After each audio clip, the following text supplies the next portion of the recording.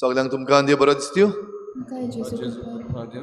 आनी मागीर मोगाचो येवकार तुमकां आयचे मिसाचे भेटेन खरीत भाशेन आयज आमच्या दोन प्रांतांत ही चलपाचे यात्रेचो दीस सगल्यांनी जाणी आयज चलपाचे यात्रेन पांटो घेतला तांचे पासत आमी मागुया ही चलपाची यात्रा फकत चल्ल्या तांचेच पासत न्हू पूण दुसऱ्याय पासत आख्या आमच्या गोंयच्या दोन प्रांतां पासत आमी आमचे फिरगोजेन ही चलपाची यात्रा आयज केल्या आयज जायतीं जाणां आमची भाव भयणां आमचे पासत चल्ल्यात सगळ्यां पासत आमचे पवित्र सभे पासत चिखलेचे पवित्र सभेच्या पवित्रपणा पासत आनी आमचे नवसरणे पासत आनी आयच्या दिसा खेरीत भाशेन आमी यात्रा चलता आसतना थोडी तेसावां आमच्या दोळ्या मुखार दवरलेलीं खेरीत भाशेन आमी आमचे मदें जें कितें वायट आसा तें सगळें बदलूं आमी आयज खेरीत भाशेन मागलां आमच्या गांवांत जे कोण वायट करतात तांचे पासत निसंटन करतात डिवेलपमेंटाच्या नांवान इलिगल वस्तू करतात तांचे पासत आयज खेरीत भाशेन मागलां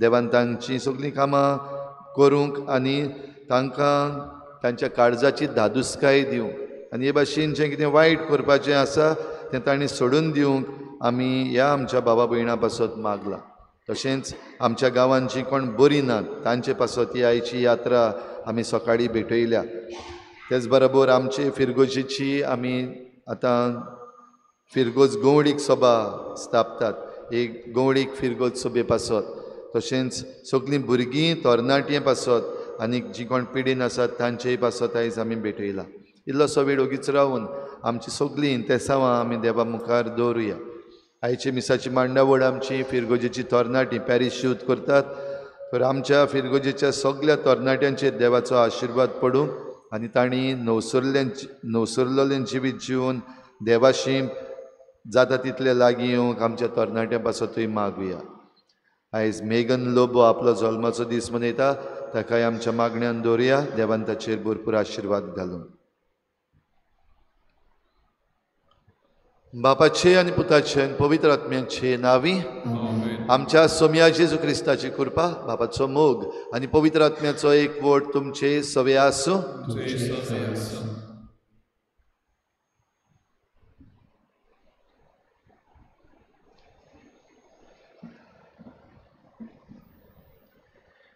प्रितीच्या भयणी भावांनो आमी आयज प्राचीन कालाच्या पयल्या आयतारांत दोरम प्रांतेक चलपाचे यात्रेंत वांटो घेता आमी चलून ही भावार्थाची यात्रा 3 भागांनी करता सांकवाले इगोजेंत आनी गोरांत आमी सगळीं चलून मागणे करून आमचे इगोजेंत आयल्या एकचारान प्राचिताची पावलां मारून नोरसुनीची वाट चलुया हो आमच्या दोरम प्रांतेक चलपाचे यात्रेचो सार आमकां एकचाराच्या संबंदान बांदता प्राचीत करून जिविताची पावलां मारूंक बोल करता आनी नोरसुनीच्या जिविताक उठयता आमचो यात्रेका देव आमचे बरोबर सुरवातेक तावन आपुणूय यात्रा करता ही यात्रा न्हय फकत बायलेच कुना जावंक पूण आमच्या क्रिस्ती जिविताची नोरसुनीची कुना ती जावन आमकां देव बासायत्या त्या वोट्या देण्याक तयार करूंक एकवटान ही यात्रेकाराचे समोरुंबेंत खुशालकायेन वांटो घेवया आनी हे पवित्र मिसाचे भेटेन आमी वांटो घेता आसतना देवाचे काकलुतीक आमी सगळीं उलो मारुया. सुमया जेजू, तुजें उतर आमचे यात्रेन एक नोकासो, एक मॅप. तो आमकां तुज्या मोगाची वाट दाखयता आनी शिकयता. तुज्या मार्गार आमी आमचें जिवीत चलोवंक ना. भावार्थाचे यात्रेंत आमी चुकल्या, बोगोस आमकां. सुमया काकुतकोर. क्रिस्ता जेजू, आमी बरवशाची यात्रेकारां. आमचें क्रिस्ती जिवीत जिवंक तूं आमकां संस्कारां वरवीं घोटाय दिता. संस्कार समारंभून आमी पवित्रताय सांबाळूंक ना, बोगोस आमकां. क्रिस्ता काकुतकोर. सुमया जेजू, आमच्या घायाळ जिविताक तूं ओकोद लायताय. आमचे यात्रे वरवीं आमकां फावो त्या बेसांवांनी आनी देण्यांनी भरल्याय. मोगाची यात्रेकारां कशीं सेवेचें जिवीत आमचें जावंक ना, बोगोस आमकां. सुमया काकुतकोर. सर पदवेदार देव आमची काकूत करूं, आमची पातकां बोगसून आमकां सासणाच्या जिविताक पावूं. प्रार्थुया.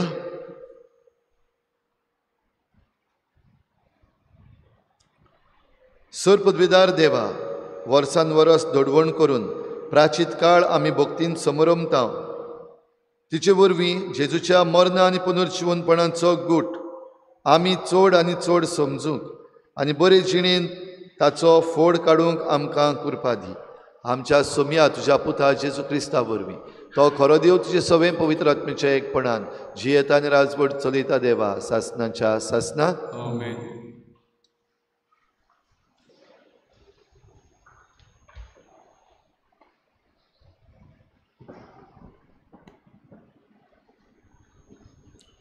उत्पत्तीच्या पुस्तका वेलें वाचप. नोए लागीं आनी ताच्या भुरग्यां लागीं देव असो उलयलो, पळयात, हांव तुमचे लागीं आनी तुमचे फाटल्यान येतले तुमचे संस्थी लागीं म्हजो करार कोत्ता. तशेंच तुमचे बरोबर आसलोल्या सगल्या रोचना लागीं, जावं ती सुकणीं, गोरवां, वासरां आनी खंयचीं जनावरां, तारवांतले भायर सोल्ला आनी प्रितुमेचेर जियेता तितल्याय लागीं हो म्हजो करार. तुमचे कडेन हांव असो करार कोत्ता. जिवे रोचनेचो पोत्तून कदींच बुट्टेंत नास जावचो ना आनी कदींच बुट्टे वरवीं संवसाराचें गोट्टान जावचें ना. देवान म्हणलें, म्हजें आनी तुमचे मदें आनी तुमचे बरोबर जियेतल्या सगल्या रोचना लागीं जो हांव सदांकाल तोखपाचो करार कोत्ता, ताची ही आसा खुणा. म्हजे आनी संवसारा मदें स्थापलोले कराराची खुणा जावच्याक हांव म्हजें दोंडुबाळ कुपांनी घालतलो. जेन्ना प्रितुमे वयर हांव कुपां जमयतलो आनी कुपांनी दोंडुबाळ दिश्टी पडटले, तेन्ना जो म्हजे आनी तुमचे आनी सगळे तरेचे दर एके जिवे रोचने मदें करार केल्लो आसा, ताचो हांव उगडास कोत्तलो. आनी अशी आनीक कदींच उदकाची बुट्टी आसची ना आनी सगळीं जिवी रोचना नाटाक जावची नात. देवाचें उतर हें. आमचो जबाब जातलो, सर्वेस्पराच्यो वाटो सगल्योच मोगाच्यो आनी विस्वाशीपणाच्यो. सगळीं म्हणुया, सर्वेस्पराच्यो वाटो सगल्योच मोगाच्यो आनी विस्वाशीपणाच्यो. तुज्यो वाटो म्हाका ओळखूं दी सर्वेस्परा. तुजे मार्ग म्हाका दाखय. तुज्या स्वताच्या मार्गा वेल्यान म्हाका चलोवन व्हर. म्हाका तुजी जाणवाय शिकय. तूं म्हजो देव, तूंच म्हजो तारोक. जबाब, सर्वेस्पराच्यो वाटो सगल्योच मोगाच्यो आनी विस्वाशीपणाच्यो. तुजी काकूट विसरूं नाका सर्वेस्परा. तुजो पुर्विल्ल्या काळाचो मोग मनान दवर. तुज्या बोलेपणा खातीर सर्वेस्परा दीस रात तुजेर विस्वास दवरून आसा. साबाब सर्वेस्पराच्यो वाटो सगल्योच मोगाच्यो आनी विस्वाशीपणाच्यो. सर्वेस्पर बरो आनी एकाच उतराचो.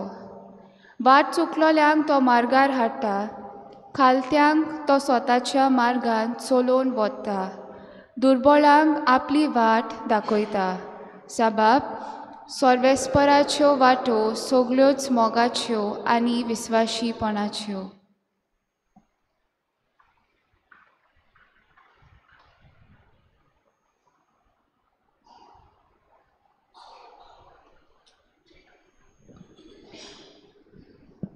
भागिवून पेद्रूचें पयलें चिरीवेलें वाचप.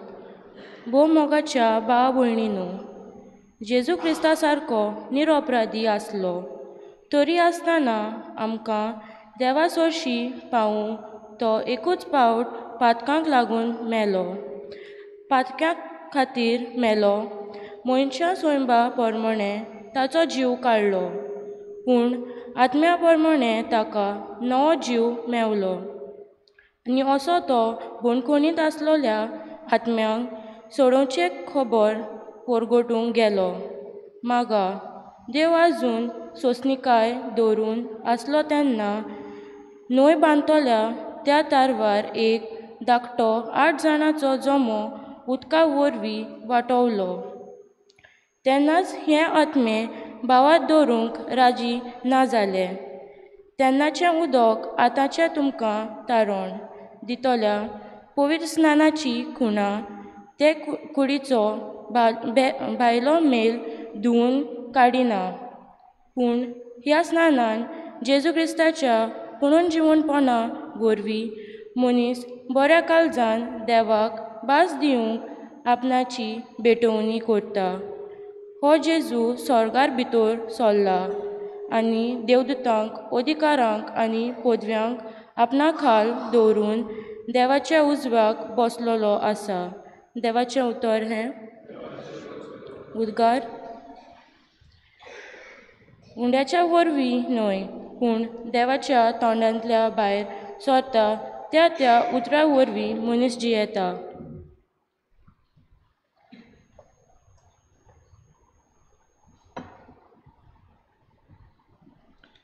सर्वेस्पोर तुमचे सवे आसूं. मार्कू पोरमोणे जेजू क्रिस्ताचें शुभ वर्तमान. जेजून स्नान घेतल्या उपरांत रोखडोच आत्म्यान ताका अरण्यांत धाडलो आनी 40 दीस तो अरण्यांत रावलो. सैतान ताका नाडटालो. जनवरां बराबर थंय तो रावलो आनी देवदूत ताची सेवा करताले. जुवांक धरून कैदी केल्या उपरांत जेजू गालिलियाक गेलो आनी थंय देवाचें शुभ वर्तमान अशें परगटूंक लागलो. काळ भरलो आनी देवाचें राज लागीं पावलां. जिवीत बदलात आनी शुभ वर्तमान मानून घेयात.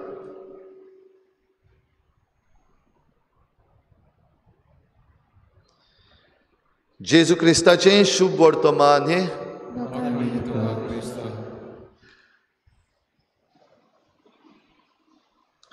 सर्वेस्पराच्यो वाटो सगल्योच मोगाच्यो आनी विस्वाशीपणाच्यो.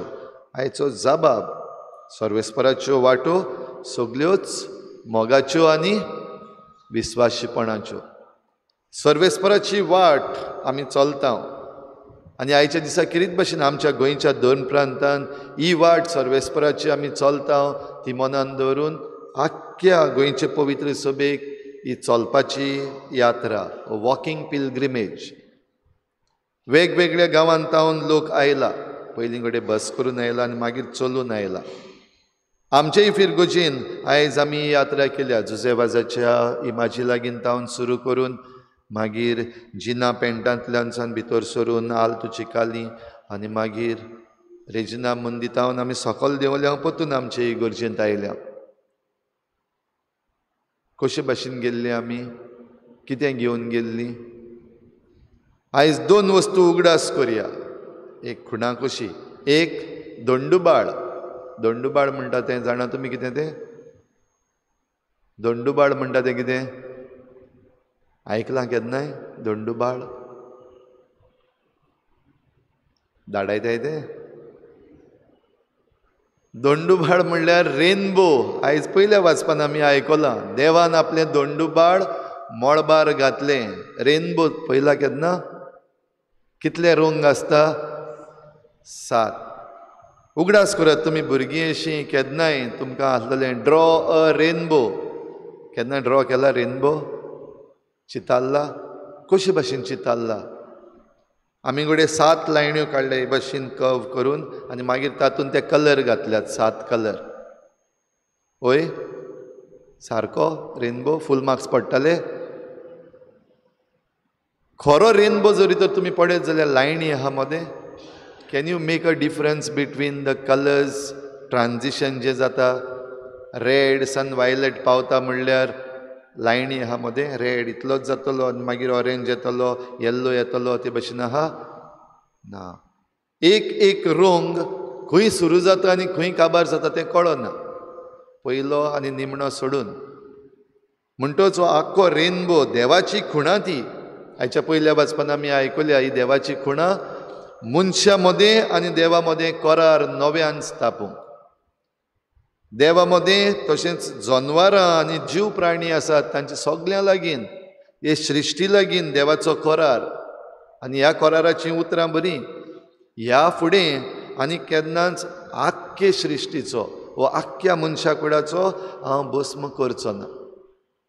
तारवांतलीं भायर सरलेलीं तीं 8 जाणां मनशां 8 जाणांचो जमो आनीक जनवारांची विचून काडलेलीं आनी तांकांच हें भाग फावो जालें हो करार देवा लागीं करूंक. आनी हो करार ह्या मनशांनी आपल्या बोळान आतां सांबाळपाक जाय. ह्या करारान देव केन्ना अविस्वासी जावचो ना सदांच विस्वासी रावतलो. मनीस आसा तो अविस्वासी जावन हो करार मोडटा तेन्ना हें वायट मनशाचेर परतून येतलें. भाव भयणीनो हाचे पयलें वाचप आमच्या मुखार आसा आनी पयल्या वाचपान आमी आयकल्या आयज ह्या कराराची खबर. जाल्यार हो करार जावचे पयलीं कितें जाल्लें? थंयचो लोक जो आसा ताणें म्हणलें नोआ पिसो जाला. नोआ आनी ताचे भुरगेय पिशे जाल्यात. कित्याक पिशे जाल्यात? ते कितें तरी बांदतात. विचारल्यार म्हणटात देवान सांगलां आख्खो संवसार बुडयतलो पावस घालतलो जिवीत बदलात. कित्याक काबार कोत्तलो? कित्याक ह्या मनशाचें जिवीत आहा तें सारकें पातकान बुडलेलें आहा. सगळे तरेचीं पातकां आसात आनी कोणूच आयकूंक सोदिना कोणूच सारको जावंक सोदिना नवसरणी करूंक सोदिना. आनी देखून देवाक ह्या मनशाच्या जिविताची वीट आयल्या. एके भाशेन आपणे मनशाक रचलो हाचो देवाक रिग्रेट सो जाला. देवाक रिग्रेट जावपाक शकना पूण आमच्या मनशाच्या उतरा प्रमाणे समजतले जाल्यार देवाक वीट आयली आमच्या जिविताची आनी तेन्ना हो आख्खो संवसार काबार करूंक देवान येवजिलें. पूण अशें करता आसतना नोआ आनी ताची फामील देवाच्या वाटांनी चलतालीं तांकां ह्या तारवान घातलीं. आनी पयलें सारकें सक्सेसफूल इंजिनियरींग. पयलो इंजिनियर बोट बांदली. उमकी सायज जावपाक जाय. उमको लेंथ उमको ब्रेथ उमको डेप्थ उमकी भाशेचें झाड ताचें लाकूड वापरूंक जाय. हें सगळें कशें भाशेन करपाचें तें आख्खें तें बोटीचें त्या तारवाचें इंजिनियरींग जालें. पयलो इंजिनियर कोण पयलो इंजिनियर? नोआ कोंत्रादोर कॉन्ट्रॅक्टर. आयज आमी बिल्डिंगां बांदतात तेन्ना आमचे आर्किटेक्ट्स आसात इंजिनियर्स आसात आनी कॉन्ट्रॅक्टर आसा. नोआ कॉन्ट्रॅक्टर जालो जाल्यार देव पयलो इंजिनियर. हाच्याहून पयले इंजिनियर जाल्ले आनी कॉन्ट्रॅक्टर जाल्ले जेन्ना तो टावर ऑफ बेबल म्हूण बांदलेलो ते बांदपाक सोदताले आनी ताणें म्हणलें चल आमी बांदया आनी देवाहून वयर चडया. टावर ऑफ बेबल म्हणटा तो पडलो डो. Failed engineering. पूण हें इंजिनियरींग फेल जावंक ना. ह्या तारवांत मनीस म्हणजे 8 जाणांचो जमो आनीक जीं वेगवेगळीं जनवारां देवान विचून काडलेलीं पेर कशे धाडलेले तीं सगळीं साल्वार जालीं. आनी जीं कोण ह्या तारवान भितर सरूंक ना जी कोण समजतालीं नोवा फकाणां कोत्ता, नोवा पिसो जाला, नोवा टायम वेस्ट कोत्ता, आनी वयल्यान आमकां हेय भोबके सांगता की देव आमकां काबार कोत्तलो म्हूण. अशें म्हणून जे कोण आसताले ते सगळे काबार जाले, एकलोय उरोंक ना. भाव भयणीनो, हें सगळें जाल्या उपरांत हो करार. जाल्यार हो करार करता आसतना आयज आमकां एक प्रश्न, देव खास्त लायता काय? आयज आमी बो करून आमी जेन्ना प्रिचींग कोत्ता वो रेतीर कोत्ता तेन्ना खास्त म्हूण पयलीं जे सांगताले ते आतां सांगनात चड. यादनीकूय आयज आमी खास्त लायतलो, देव खास्त लायतलो हें उलयना. आवय बापूय आमकां ल्हान आसतना सांगतालो, पळय खास्त लायतलो देव, कायलीन घालतलो देव. आनी ह्या पासत रॉंग करनाका. आमी भिताले आनी वायट करपाचें सोडटाले. आयज खास्त म्हणलेली कोण उलयना, खास्तूच ना. आहा खास्त आहा, देव खास्त लायता. भाव भयणीनो, देव खास्त लायता. कन्फ्युजींग अशें न्हू. कित्याक देवान जरी तर आमकां विस्वास, आमकां हो करार केला, देवान खास्त लावचो ना म्हणूंक ना. पूण हो करार केला तातूंत घडये म्हणलेलें सगलो संवसार एक बराबर काबार करचो ना. आयज नदर मारून पळयात, संवसाराच्या सगल्या चारूय कोणशांनी काबार जाता, बुट्टी येता, धरण काम जाता, अर्थक्वेक्स जाता, लोक मरता, घेरां पेटलेलीं आसात, लोक मरता. खास्त गायी देव लायता. कितले प्रश्न. भाव भयणीनो, देव आपल्या कराराक केन्नाच अविस्वाशी रावना, पयलींच म्हणलां. पूण मनशान आपणाचे आशेन जें केलां तातूंत हें सगळें निसणटोन आनी ही खास्त आमीच एके भाशेन आमचेर घेता. आमीच आमकां खास्त लायता, आमचेंच निसणटोन करता आनी मागीर रडटा. आयज पासून चल्लेलें आसा हें. देवान आमकां जी देणी दिल्ली आसा, जमीन दिल्ली आसा, सृश्टी दिल्ली आसात, हें सगळ्याचें निसणटोन आयज कोण करता? आमीच करता. कित्या पासत आमचो डिवेलपमेंट आमकां आनीक जाय, आमकां खुशाल रावपाक जाय. त्या जाग्यार मुखार ते सिमतेरीन वयता आसतना कोण हें घेवन वेचो ना, आमी सगळीं जाणा. आनी तरूय आसतना ह्या संवसारांत आसतना आयज आमी आमच्या घरांत भाव भावां कडेन झगडटात, भाव भयणां कडेन झगडटा, इल्ल्याशा कुडक्याक लागून. आमी दुसऱ्यांच्यो जमणी आयज काय बरे भाशेन खाता. कितले फ्रॉड चल्लेले आसात, आमच्याच दोळ्यां मुखार कितले फ्रॉड चल्लेले आसात. भाव भयणीनो, फामिलींनी आमचे चल्लेले आसा जाल्यार जी इन्स्टिट्यूशन आसात, आमची कुमदाद पेपरांचेर कितलीच आयल्या ह्या दिसांनी.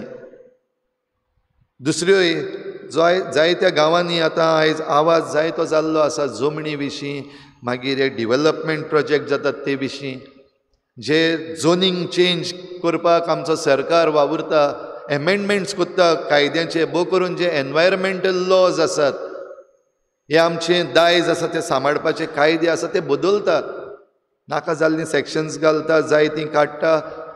हें सगळें कित्याक आपणाक फायदो जावपाक. आमच्याच गांवांत पासून थोडी इलिगल बिल्डींग आसात, रस्ते नात, 6 मीटर रस्ते नात, पूण प्लॅनाचेर 6 मीटर रस्तो दाखयल्लो आसा. जे ODP प्लॅन म्हणलेले आसात, प्रोपोज्ड रोड्स आसात, ते घेवन आयज आमच्या गांवांतूय, दुसऱ्या गांवची खबरो सोडया, आमच्याय गांवांत आमच्या दोळ्या मुखार आमकां दिसती पडटा व्हडलीं व्हडलीं बिल्डिंगां बांदल्यात आनी तांकां सायन दिल्ली आसा. हांकां सगल्यांक पनिशमेंट पडटलो काय? कसलो प्रश्न आल्ताराचेर थावन पडटलो काय? कांयच जायना फादर तांकां. हे कोण वायट करतात, जे कोण नाडटात, इलिगल करतात, चोदतात दुसऱ्यांचे आनी आपणाच्याच फामिलीक घेवन खातात, तांकां कांय जायना. ते खुशाल आसात, ते बरे भाशेन भोंवतात. दिसता आमकां पळोवपाक. आयज शुभ वर्तमानान जेजूंची उतरां म्हणल्यान, जेन्ना जेजू उपास करून 40 दीस आयलो परतो आनी लोकांक शिकोवंक लागलो, पयलीं उतरां काळ भरलो आनी देवाचें राज लागीं पावलां, जिवीत बदलात आनी शुभ वर्तमान मानून घेयात. भाव भयणीनो, ही उतरां बेस्ती चालती न्हय. काळ भरलो, देवाचें राज लागीं पावलां, जिवीत बदलात आनी शुभ वर्तमान मानून घेयात. जरी तर जिवीत बदलना, जरी तर शुभ वर्तमान मानून घेना, हो काळ भरला, थंयसर आमचें निसणटण जावपाचें आसा, जण एकल्याचें. आनी आमी आमचें निसंटन करपाक सोदता काय साल्वार जावपाक सोदता तें आमचेर जण एकल्याचेर दल्ललें आसा. आयज ही यात्रा चलता आसतना तुमी घडये आयज ही आमी सांत आयल्यांत ती हे यात्रेन चलूंक ना, पूण थोडीं जाणां आतां घरांत चलोन आयल्यात आनी चल्ल्यांत आमी जायते पावटी. तुमी चल्ल्यांत केन्ना जिवितांत? सगलीं चल्ल्यांत. कोण चलता? आयज सकाळीं यात्रा करता आसतना कशे भाशेन यात्रा केल्या? कितें घेवन गेल्लीं यात्रेक? मोटोर घेवन वचूंक ना. एक गाडी नंबर 11 2 पांये, ह्या 2 पांयांनी चलोन लोक आयज गेला ही यात्रा करतात. आमच्या आख्ख्या गोंयचो लोक आयज ही यात्रा पांयांनी चलोन येता. ह्या पांयांचेर वयर आमची कूड आहा आख्खी. आमी ही यात्रा सकाळीं करता आसतना काळोखूच आसतलो भोव करून वयर रेजिना मंदिरांत सकयल देंवता आसतना ते स्टेप्स आहात ते पळोवपाक जाय. ते पळोवपाक दोळे दिल्ले आसात. रस्त्यार कितेंय वायट आहा वो कितेंय घाण आहा जाल्यार ती दिसती पडपाक जाय, ना जाल्यार ती घाणीन पडटलो. दोळे आहा दिसती पडटा. मनान आमी चिंतता आनी त्या उपरांत मागीर निर्णय घेता चलपाचो. ही यात्रा आयज चलता आसतना आमची भाव भयणां मागणें करीत वेतालीं. खुर्साचे वाटेनूय तांणी वांटो घेतला, गायोना केल्या वाटेर.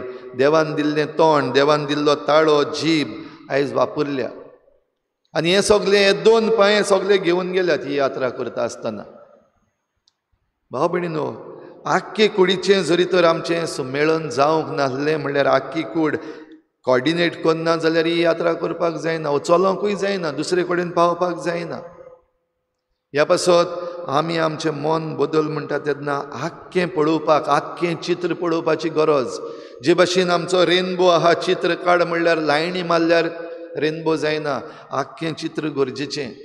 तातूंत हे कलर्स आसात ते मिसळ जातात ते गरजेचे. ही यात्रा चलता आसतना आख्खी कूड कॉर्डिनेट करप गरजेचें.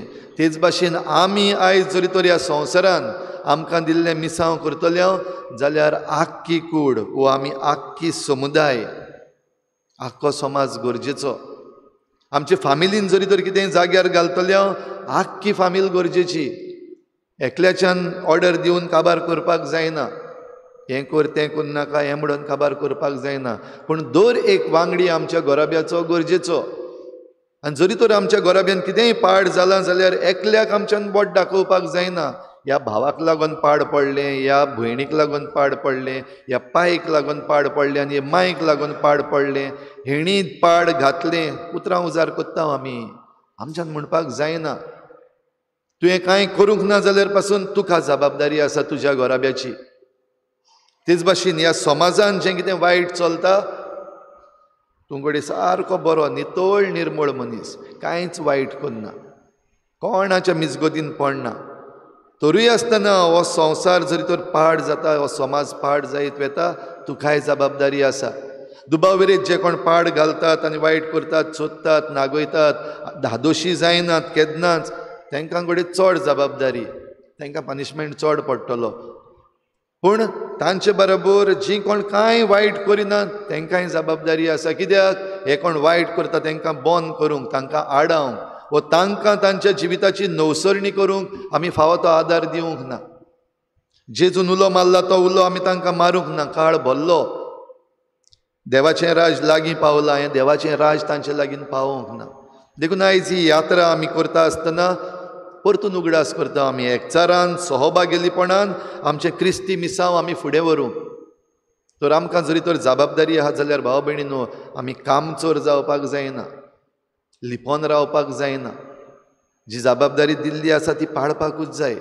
जावं वेगवेगळ्यो जबाबदाऱ्यो आमच्या फिरगोजेन आसात त्यो घेवन, वेगवेगळ्यो जबाबदाऱ्यो आमच्या घोराब्यांनी आसात त्यो घेवन, ह्या समाजान ज्यो आमी जबाबदारी घेवंक जाय त्यो घेवन, नाका म्हाका तातूंत पडपाक नाका, हें डटी तें डटी, आमकां त्यो भानगडी नाका, हें म्हणलो तो मनीस सांडलो. कित्याक जरी तर आमी सगळीं बाराबरी येना जाल्यार हें जावपाकूच शकना. आयच्या दुसऱ्या वाचपान भाग्योन पेद्रू चीट बरोवन आमकां उगडास करता. खुर्सार जो तो मेला तो आमचे पासत आनी आमकां हें तारण दिवचें पासत. तर ताच्या रोगतान आमकां हें तारण मेळ्ळां जाल्यार हें तारण भाव भयणीनो एक बेश्टेच भायलीच खुणा न्हू, पूण भितरल्यान तान आमकां मेळपाक जाय. ह्या पासून भितरल्यान आमचो आत्मो आमकां फुडें व्हरता. जशें आयच्या शुभ वर्तमानान आमी आयकलें, बावतिजम घेतल्या उपरांत रोखडोच आत्म्यान ताका अरण्यांत व्हेलो. अरण्यांत कित्याक? ही तयारी करूंक. 40 दीस 40 राती. कोण आसलो ताचे बरोबर? जेजू एकलो गेल्लो अरण्यांत. कोण आसलो सांगात दिवपाक? आयकलां जाल्यार तुमी? जेजू कोण सांगात दितालो अरण्यांत? 3 जाणांची खबर केली आयच्या शुभ वर्तमानान. पयलो सैतान. जेजू जेन्ना उपास करतालो सैतान आसलो सगल्या वेळार आनी नाडटालो जेजूक. सैतान जेजूक नाडटालो. आमी ती जेजूच्यो ताळण्यो आसात त्यो घडये तिनूच ताळण्याची खबर करता. पूण देंवचार सगल्या वेळार जेजू बरोबर आसलो आनी नाडटालो. आमचे बरोबर देंवचार आहा? सद्दां आसता, भोंवता. थोडीं जाणां आमी मुद्दम गोड धरून भोंवता, ताका सोडपाक तयार ना. जेजू ताका परतून परतून पयस करतालो जरी तो ताचे बरोबर आसलो. दुसरीं आसलीं जनवारां थंयचीं. त्या जनवारां बरोबर. ही जनवारां म्हणटा ती आमचे माजर आनी सुणीं आहा ते भाशेन न्हू. म्याव म्याव आनी शेपडी हालयता ते भाशेन न्हू. आपुरबाय करपाक आनी ना. ही मातशें डेंजरस जनवारां. आनी तांच्या सांगाताक म्हणटच जेजून आपणाचे कुडीचें कॅर घेवपाक जाय आसलें. थंयसर घडये इच्चू आसले अरण्यांत. तें थंयसरलीं जिवाणीं आहा ती सारकी डेंजरस. एक मारलो जाल्यार गेलो. जेजू मनीस कसो उसळटलो आसलो. म्हणटच त्या जनवारां बरोबर रावता आसतना तेणें कॅर घेवपाक जाय. पूण जेजू जे भाशेन हे सृश्टी लागीं वागता, दुसरीं जनावरां आसा तांकां बरे भाशेन वागतात, तातूंत हीं जनवारां ताका कांयच वायट करचीं ना. मनीस नासलो ताचे बरोबर जनवारां आसलीं उपास करता आसतना. आनी तिसरे आहा ते आंज बोडवे. आंज बोडवे ताची सेवा करताले. कित्याक? जेजू आपणाचें आख्खें समर्पण करून हे 40 दीस थंयसर सारता. आयज आमी कितें करता? आमी देंवचार आहात, ताका भायर उडोवपाक जायना आमच्यान. तेजें आयकता. वो जनवारां म्हणटा तेन्ना जनवारां ही सृश्टी आहा ती कशे भाशेन आमची वागणूक तांचे लागीं. आमची वागणूक ती आमकां बरी करतात ते भाशेन काय आमी तांकां जें कितें वायट करता ताका लागून ही जनवारां आनी सृश्टी आपलो डिफेन्स सिस्टम घेवन आमकां परतून जमणीर मारता. आंज बोडवे आसात आमची सेवा करतले. पूण आंज बोडव्यांचे आमी आयकता. आंज बोडवे आमचे लागीं वेगवेगळे तरेन उलयतात. आयकपाक तयार आसा आमी? जाल्यार काळ भरलो, देवाचें राज लागीं पावलां. जिवीत बदलात, शुभ वर्तमान मानून घेयात. भाव भयणीनो, आयज आमी हें करपाची गरज आसा. आनी जरी तर आमी हें शुभ वर्तमान मानून घेना, जिवीत बदलना, आमच्या जिविताच्या निसंटनाची जबाबदार फकत आमी जातली आनी कोण न्हू. देंवचाराक पासून आमच्यान बोट दाखोवंक जावचें ना. फकत आमी जबाबदार, दुसरो कोण न्हू. आनी जे सगळे वायट करतात आनी जांकां आमी बोटां दाखयतात, बो करून आमचे आमदार मंत्री आसात तांकां आमी चोर म्हणटात. वय चोर, ते जायते जाण चोर आसात, सोदतात, नागयतात, फटयतात. पूण तांच्यान आमची जबाबदारी घेवपाक जावची ना. जेन्ना आमचें निसंटन जाता तेन्ना आमची जबाबदारी आमी जण एकल्यान घेवपाक जाय. कितलेय जाणांक आमी मागीर बोटां दाखोवंक. तर भाव भयणीनो, आयज आमच्या दोळ्या मुखार ही पोरजां जी न्हंयेच्या काळार काबार जाली, निसंटन जालें, तांकां दवरुया. दुसरे वाटेन निनिवेचो लोक आसलो तांकांय दवरुया. निनिवेच्या लोकांकूय असलीच खास्त फावो आसली. कित्याक तांचें जिवीत सारकें पाड जाल्लें. आयज जे भाशेन आमच्या संवसारांत आसा तें जिवीत जाल्लें. आनी तेन्ना हो साथ जेन्ना घातलो जोनस प्रवाद्यान, तेन्ना तांणी आयकून घेतलें, जिवीत बदल्लें, मन बदल्लें, प्राचीत केलें. आनी देवान तें पळयलें आनी तांचे वेली खास्त आसलेली ती निवारली. आयज आमचे वयर तोरसाद लांबता. सुदरोंक सोदता आमी जाल्यार सुदरया. आनी सुदरोंक जरी तर आमचे लागीं नाका वा आमचे लागीं वेगवेगळीं निबां आहात सुदन्ना जावपाक, जाल्यार ही तोरसाद घेवपाकूय तयार जावया. तर आयचे हे भेटेन भाव भयणीनो, आमकां ही कृपा मागता आसतना उंडो आनी सोरो आतां ह्या आल्ताराचेर जेजूच्या मासा रोगतान बदलतलो. ह्या उंड्या सोऱ्यान आमचें मन, आमचें काळीज घालुया, आमची जबाबदारी घालुया. जे कोण वायट करतात आनी तांकां आमी सदांच बोटां दाखयता त्याय मनशांक आयज ह्या भेटवणेन घालुया तांची नवसरणी जावपाक. आनी आमच्या मनान आमच्या काळजान जरी तर असलें कितेंय खोत आसा, कितेंय वायट आसा, वायट करपाचें हें सगळे तरेचें वायट आसा तें आमकांच काडून ह्या उंड्या सोऱ्यान बदलूंक घालुया. आनीक जरी तर देव आपल्या कोराराक विस्वाशी जाल्यार हो विस्वास आमचो आसचो. वय जरी तर हांव तयार आसा एक पावल मारूंक देवा वाटेन जाल्यार देव म्हजे वाटेन 100 मारतलो. कितलोय वायट हांव जावं आमचे मदलीं आमी हिंगासर आहात तीं आयज कितलींय वायट आमी जावं देव आमकां भोगसूंक तयार आसा. जरी तर हांव म्हजें पातक मानून घेता, म्हजी असोगताय मानून घेता जाल्यार देव म्हाका भोगसूंक आनीक नवो करूंक तयार आसा. पूण जरी तर हांव तयार ना जाल्यार देवाच्यान पासून कांय करूंक जायना. हो देव कांयच आपूण फोर्सान करिना. तर आमकांच ह्या आल्ताराचेर ह्या उंड्या सोऱ्यान भेटोवया आनी आमची नवसरणी करून परतून दी म्हूण मागुया.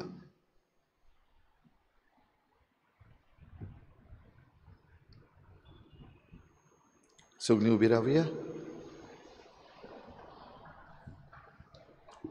सतमंत देवा, सर्वविदार बापा, स्वर्गान पृथ्वीच्या रचणारा आनी जेजू क्रिस्ता ताच्या एकल्याच पुता आमच्या सोम्या तो पवित्र आत्म्या वरवीं गर्भ संभोवलो, आंकवार मरितान जल्मलो, पोंच काल ताणें क्रूस सोंसलें, ताका कुर्सार चडलो, तो मेलो आनी ताका देखिपिलो, तो मेल्ल्या मदें देंवलो, तिसऱ्या दिसा मेल्ल्यान रोजवंत जालो, स्वर्गार चडलो, स्वर्गविदार देव बापाच्या उजव्याक बसलो, तांचे मेल्ल्यांची मनसुबी करून घेतलो. सतमंता पवित्र आत्म्या, कॅथोलीक पवित्र सुबेक, भक्तांचो एकठार, आत्म्याचें भोगसणें, कुडीचें जिवनपण, सासणाचें जिवीत. आमेन. आमची थोडीशी मागणी आतां आमी देवा मुखार दवरुया.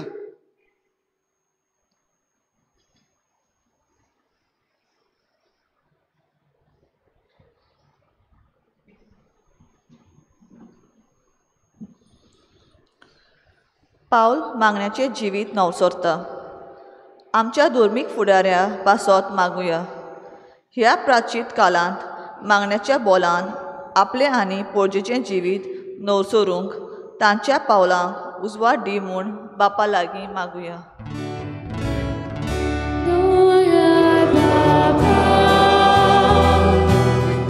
तुझ्या भुरग्याची मागणी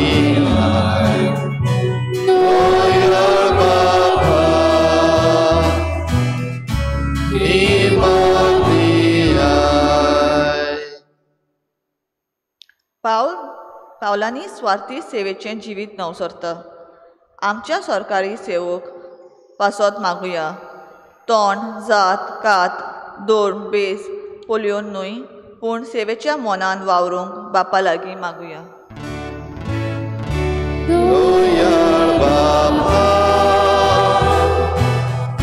तुझ्या भुरग्याची मागणी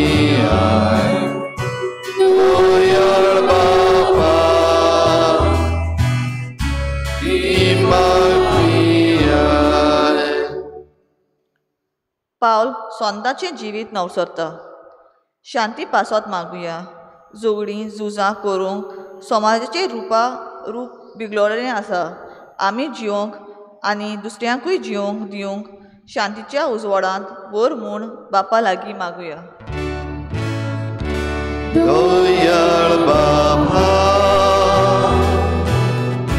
तुझ्या भुरग्याची मागणी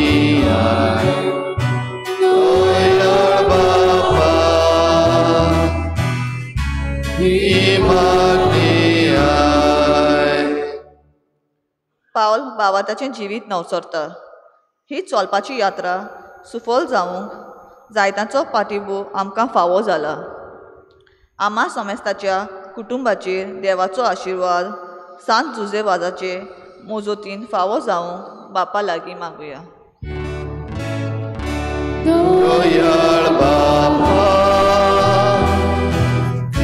तुझ्या भुरग्याची मागणी दोयाळ बापा ही मागणी ओगीच रावन आमची जण एकल्याची खासगी मागणी देवा मुखार दवरुया. आमचेच पासत, आमच्या घोराब्यां पासत, आमच्या फिरगोजे पासत.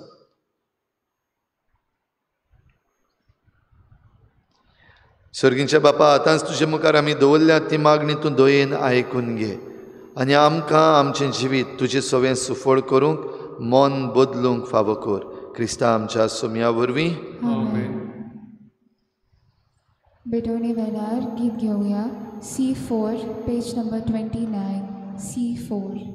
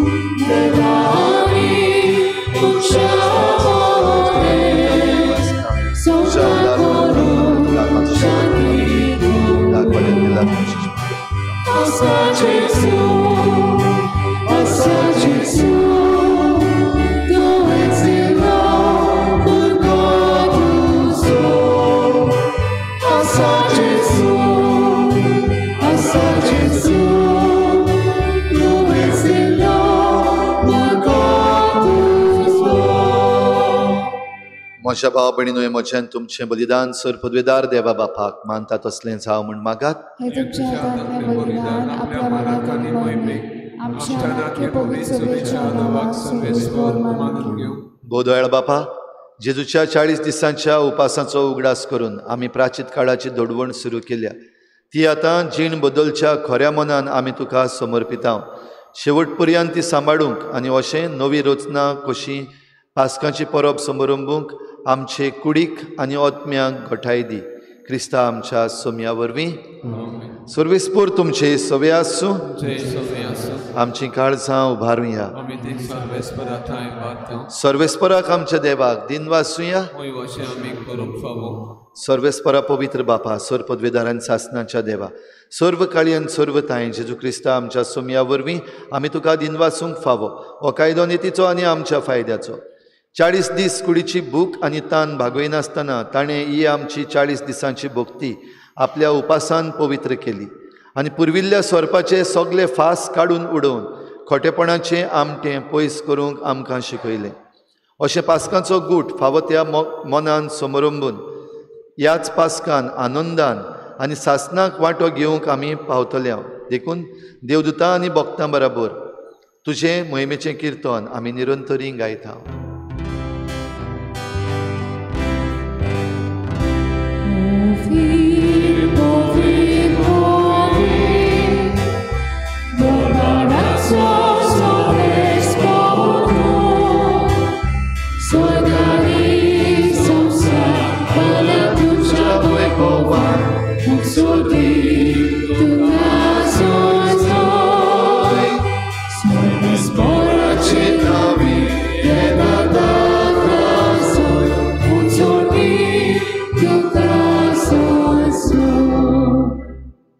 बापा, खरोच तूं पवित्र, तूं सगळ्या पवित्रपणाची झर तुज्या पवित्र आत्म्यांक धाडून ही देणी पवित्र कर म्हण आमी मागता.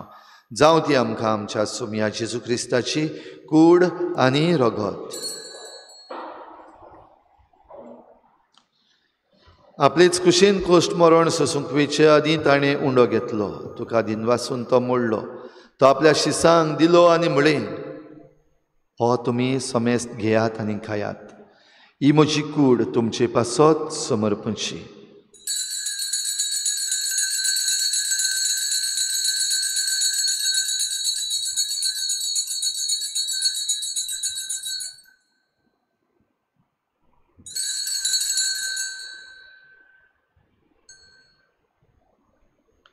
तेच परी जेवण जातोच ताणें काल्च घेतली. तुका नव्यान दिन वाचलो.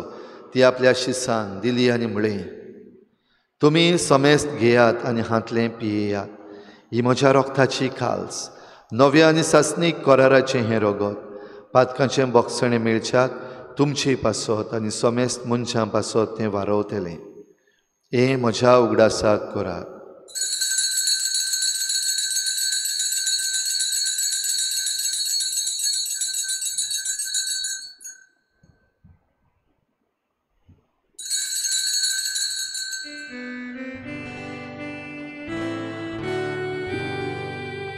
भावार्थाचो गूट पोर गूट पिवया.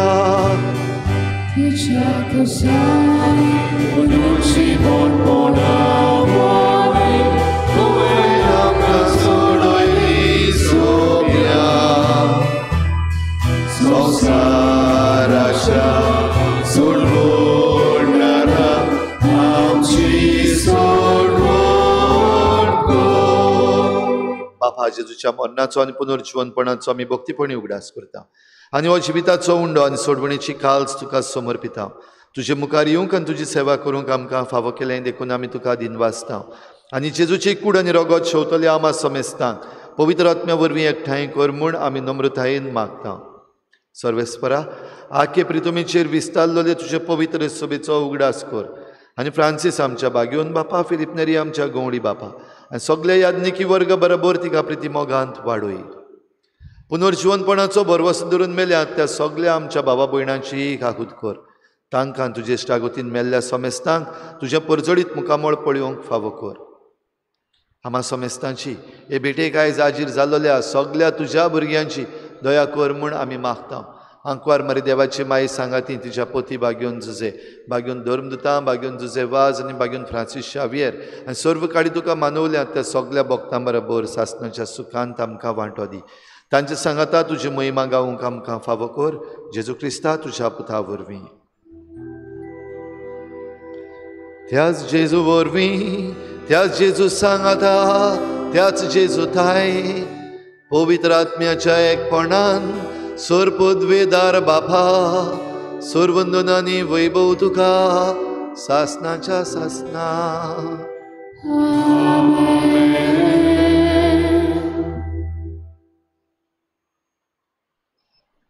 सर्वेस्पराच्यो वाटो सगल्योच मोगाच्यो, सर्वेस्पराच्यो वाटो नितीच्यो, सर्वेस्पराच्यो वाटो आमकां जिवीत दिता तसल्यो. तर आमची यात्रा आमी करता आसतना सदांच सर्वेस्पराच्या वाटांनी चलूंक आमकां कृपा मागुया. बाराबर जेजून शिकयल्लें प्रार्थन बापाक उबारुया. आमच्या बापा सर्गीच्या तुजें नांव पवित्र जावं, तुजें राज आमकां येवं, तुजी कशी स्वर्गार जाता तशी संवसारांत जावं. आमचो दिसपट्टो गिराज आमकां दी आनी आमी आमचे चुकल्यांक बक्षिता तशी आमची पातकां बगोस आनी आमकां तारणें पडूंक दिवं नाका पूण वायटांतली आमकां निवार. सर्वेस्परासोर वायटांतली आमकां निवार. दया करून ह्या जिवितांत सबस्काय आमकां दी. सर्गीच्या सुखाक आनी आमच्या सोडवणारा जेजू क्रिस्ताच्या येण्याक आमी बरवाशान अत्रेकता. तर आमकां तुजे उदार काकलुतीन सर्व पातकांतली सुटोय आनी सर्व आकांतांतली वाटाय. सोम्या जेजू क्रिस्ता तुवें तुज्या धर्मदुतांक म्हळें तुमकां शांती दवरता, म्हजी शांती तुमकां दिता. आमच्या पातकांचेर न्हय पूण तुजे पवित्र सभेच्या बाबाटाचेर दिश्ट घाल आनी तुजे कुशे प्रमाणे तिका शांती दी आनी तूंच तिका एकवटान सांबाळ. जो जियेताय आनी राजवट चलयताय सासणाच्या सासनाक सोम्याची शांती सदां काल तुमचे सवे आसूं. एकामेकाक मोगान शांती दिवया.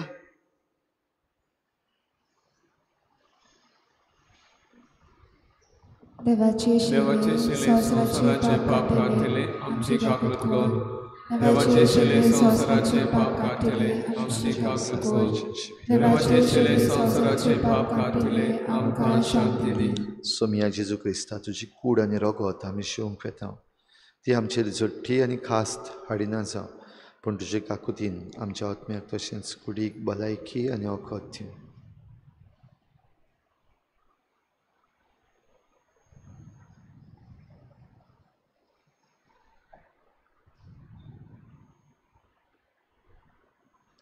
ही देवाची शेळी संवसाराचें पाप काडटा. ती शेळीच्या जेवणाक आपयल्यांत ती आमी सगळीं सुभागी. ते म्हज्या भितर येवचें म्हाका फावना पूण तुज्या एका उतरान म्हाका भलायकी मेळटली.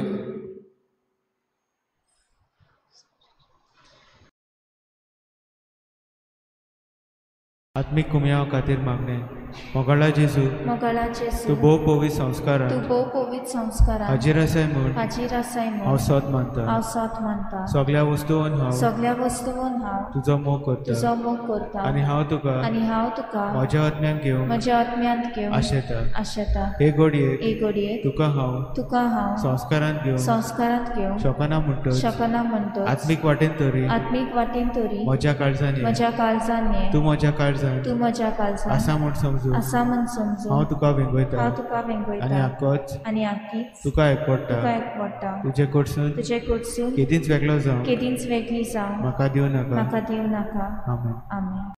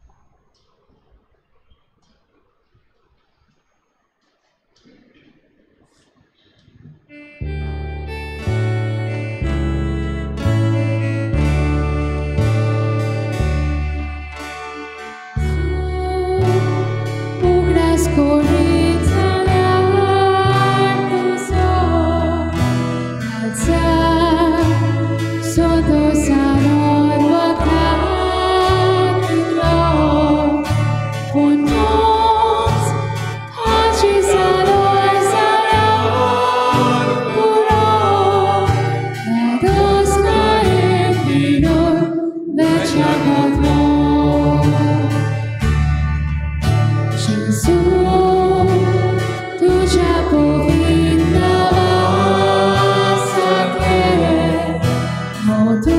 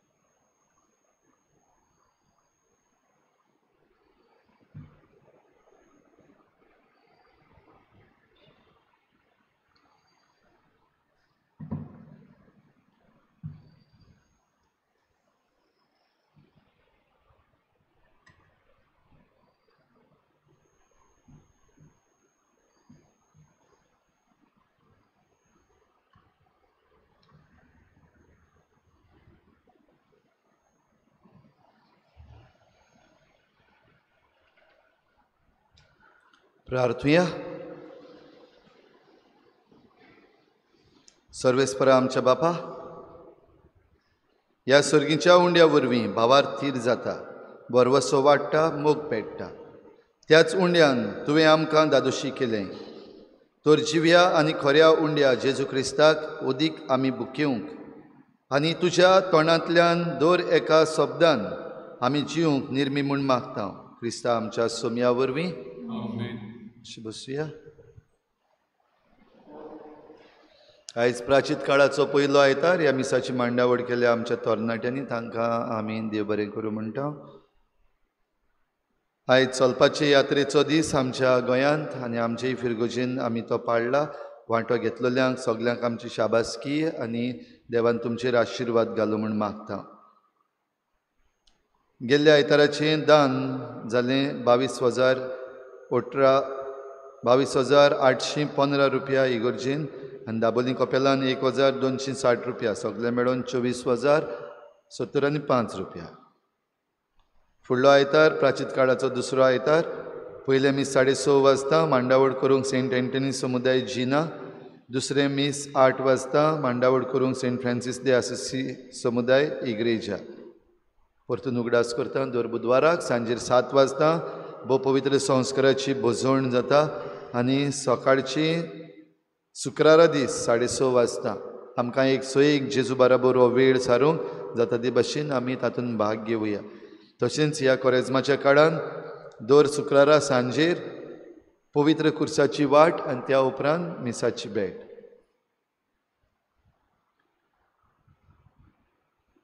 भाव भयणीनो, आमचे प्राचीत काळ एक बरे भाशेन सुरू जाला. आमी शिंजेच्या बुधवारा दिसाक आमचे फिरगोजेन, त्या उपरांत शुक्रारा दीस बँड द 7 नोट्स बँड हांचे बरोबर हो गॉस्पल म्युजिकल एक्सपिरियन्स तांचेय बीन आमी तांचे एक्सपिरियन्सीस आनी तांचे जिविताची टेस्टिमनीज आमी आयकल्यात. आयज ही चलपाचे यात्रेन आमी भाग घेतला आनीक ह्या सुमानांत आमचो रेतीरूय जातलो. फेब्रुवारीचे 23 तारखेर, 24 तारखेर आनी 25 तारखेर जाता ते भाशेन आमी सगल्यांनी भाग घेवया आनी हे उपाय जे आमकां मेळटा ते उपायांचो फायदो काडून ही आमची नवसरणी करूंक वावरुया. 23 तारखेर शुक्रार 5 वाजता पवित्र कुर्साची वाट, त्या उपरांत मीस आनी मिसाच्या उपरांत रेतिराचो पयलो भाग. 24 सोनवार 6 वाजता इंग्लिजीन मीस आयताराचे आनी मिसा उपरांत आमच्या रेतिराचो दुसरो भाग. 25 तारखेर आख्खो दिसभर रेतीर जातलो, सकाळीं 10 वाजता ते सांजेर 5 वाजता. जी कोण रेतिराक येतात तांणी पयल्या मिसाक वा दुसऱ्या मिसाक येवपाची गरज ना. सांजेर 5 वाजता मिसाचे भेटे वरवीं आमचो रेतीर सोंपतलो. हो रेतीर आमकां दिवपाक फादर फ्रँक, जो पालोटी फादर आनी आहलो हिंगासर, तो आनी ताची टीम आमकां ह्या रेतिरान आदार करतली. तर आमी मागुया तांचे पासत, तांचे वरवीं आमकां देवाची बरेपणां फावो जावं. सगलीं जीं कोण ह्या रेतिरान भाग घेतली तांचेय पासत आमच्या काळजांची तयारी आमी बरे भाशेन करूंक आमचेय पासत मागुया आनी सगलीं आमी जाता ते भाशेन ह्या रेतिरान भाग घेवया. समुदायाच्यो जमाती 19 सान बार्तोलोमेव समुदाय होली क्रॉस आल्वारो कोस्ता हांच्या घरान सांजेर 5:30 वाजता. Friends of saint Joseph Vaz दर शुक्राराक सांजेर 6 वाजता सांत जुजेवाजाचो तेर, जुजेवाजाची इमाज आसा थंयसर करता. खरीत भाशेन आमी भाग घेवया. जुजेवाज आमचो भाग घेवन आनी ताची भक्ती वाडोवपाचें काम आमचें. तर भक्ती वाडोवपाचे थोडे उपाय, तातूंतलो हो एक आमचे फिरगोजेन जो जमो आसा friends of saint Joseph Vaz, तांचे बरोबर आमी शुक्रारा दीस, दर शुक्राराक, शुक्रार म्हणटा तो जुजेवाजाचो दीस अशें मानतात, जाल्यार शुक्रारा दीस आमी येवन ह्या तेर्सान वांटो घेवया. पंचायत नोटीस कळूंक लायता. ऑर्डिनरी ग्राम सभा मिटींग जातली 25 तारखेर सकाळीं 9:15 वाजता सुरू जावन. हाच्यो डिटेल्स नोटीस बोर्डार घातलेल्यो आसा, त्यो तुमी पळोवच्यो. ऑल गोवा कुमदाद गांवकारी असोसिएशन कळूंक लायता.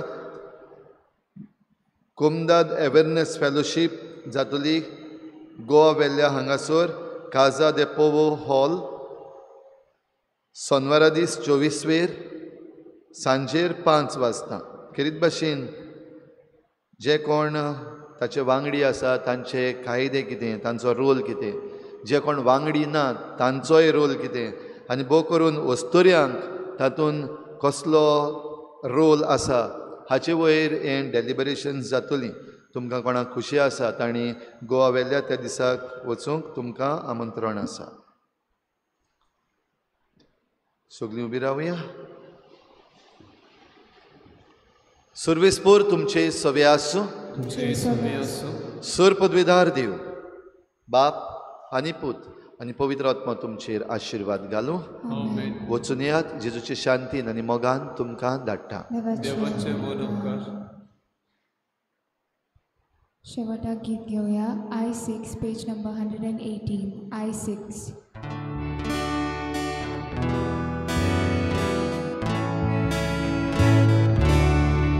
खुशा